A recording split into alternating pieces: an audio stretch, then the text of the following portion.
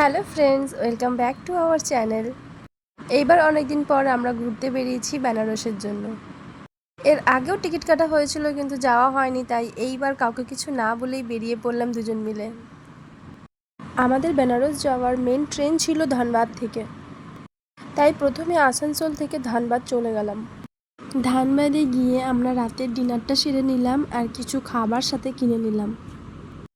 রাত্রি 10টায় আমরা ট্রেনে উঠলাম এবং পরের দিন সকালবেলা 6:30টার সময় আমরা বারাণসীতে পৌঁছে গেলাম। এখান থেকে আমরা একটা অটো রিজার্ভ করে চলে গেলাম হোটেলে। এত গরম ছিল তাই আমরা এসি রুম নিলাম 1500 টাকা করে। হোটেলটা ছিল একদম গঙ্গার ধারেই, হেঁটে হেঁটেই গঙ্গায় যাওয়া যাচ্ছিল। হোটেলে গিয়ে আমরা ফ্রেশ হয়ে নিলাম এবং প্ল্যানিং করলাম যে কোথায় কোথায় আগে ঘুরতে যাব। এটা হচ্ছে ইডলি ভাজা, এটা আমার খেতে খুব ভালো লেগেছিল, তো আমরা ব্রেকফাস্ট করে বেরিয়ে গেলাম ঘুরতে। 1400 টাকা দিয়ে একটা অটো রিজার্ভ করলাম। এটা হচ্ছে সারনাথ, এখানে মন্দির আছে, পার্কও আছে, আবার একটা মিউজিয়ামও আছে। এখানে আমাদের একজন গাইড ছিল, 100 টাকা নিয়েছিল, যে এখানের সমস্ত হিস্ট্রিগুলো বলে দিচ্ছিল। এটা হচ্ছে বুদ্ধিস্ট টেম্পল, বুদ্ধের পুজো হয় না। আমরা যে জায়গাগুলো ঘুরেছিলাম তার মধ্যে হচ্ছে Sarnath museum, Buddhist temple, Buddhist monastery, Tridev মন্দির, আদি দুর্গা মন্দির, মণি মন্দির, সারনাথ। এত রোদ ছিল যে মন্দিরগুলোতে খালি পায়ে হাঁটাও যাচ্ছিল না। রামনগরপুর মিউজিয়াম, এগুলো সবই মোটামুটি অনেকটাই দূরে ছিল, তাই আমরা সকাল দিকটা এটা পুরোটা ঘুরে কমপ্লিট করে নিলাম। এটা একটা রাজবাড়ি, রামনগরপুর মিউজিয়াম। এখানে আবার এন্ট্রি টাইমিং হচ্ছে 10টা। ঘুরতে আবার অনেক সময় লাগে। ভেতরে অনেক তরোয়াল, বন্দুক এগুলো সব রয়েছে, যেগুলো ফটো তোলা অ্যালাউ ছিল না, ওগুলো ফটো করলে আবার ফাইন লাগতো। আর এখানের প্রবেশ মূল্য হচ্ছে 80 টাকা। এটা হচ্ছে তুলসী নারায়ণ মন্দির। এখানে তুলসীদাসজি হনুমানজিকে নিয়ে লেখেন এবং তার জন্ম, তার সম্বন্ধে সমস্ত কিছু এখানে পুরো মন্দিরের দেয়ালের মধ্যে লেখা ছিল সেগুলো। এটা হচ্ছে ত্রিদেব মন্দির, এটাও রাস্তা যেতে যেতেই আমাদের পড়েছিল, তাই দেখে নিলাম, এটা আমাদের লিস্টে ছিল না। তো মন্দিরটা বেশ ভালো। তারপর আমরা আবার ফ্রেশ হয়ে বেরিয়ে গেলাম বিকেলবেলা আরতি দেখতে। তো এখানে আরতি একটা নির্দিষ্ট টাইমে হয়, 6টা 6:30টার মধ্যেই ঘাটে পৌঁছতে হবে, নয়তো আরতি মিস করে যাবে। আমি যা হেলতে দুলতে যাচ্ছিলাম ভাবলাম আরতিটা মিস করে যাব, কারণ অনেকটা আমাদের হাঁটতে হয়েছিল।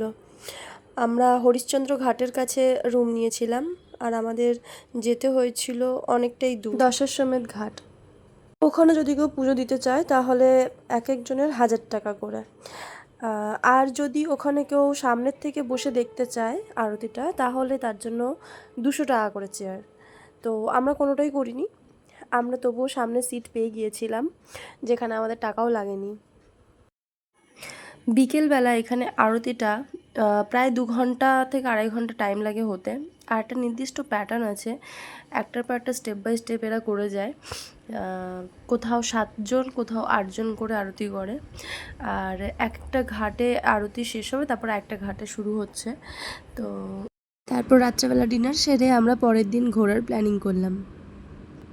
এটা হচ্ছে নমঘাট, এখানে নৌকা করেও যাওয়া যায়, আবার অটো রিজার্ভ করেও যাওয়া যায়।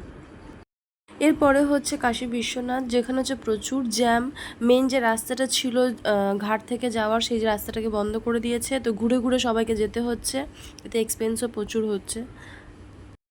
ভেতরে ফোন অ্যালাউ ছিল না, সেই জন্য কোনো ফটো ভিডিও কিছু করতে পারিনি ভেতর থেকে।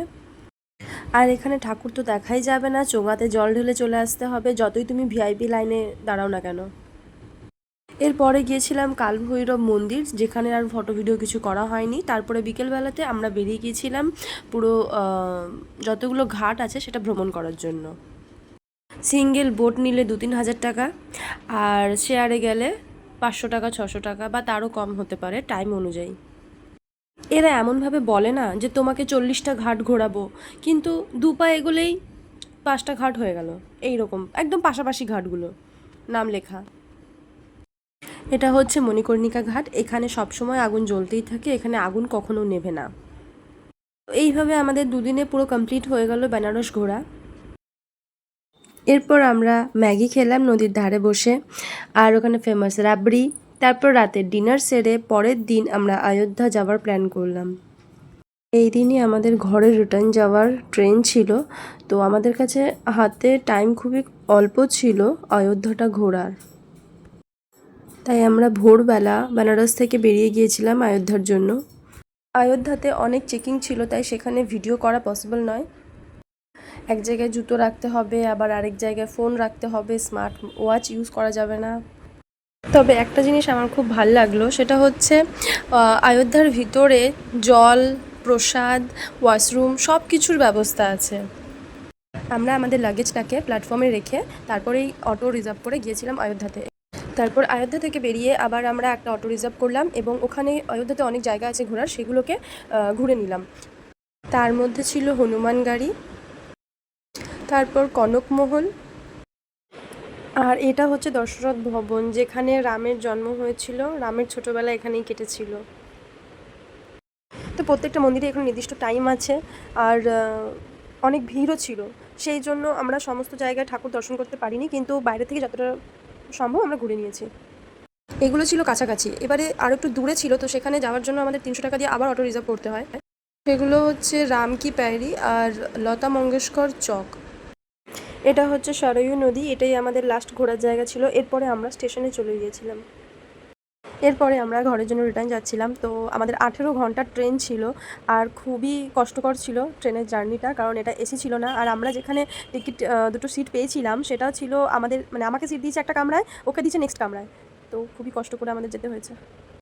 Thank you for watching.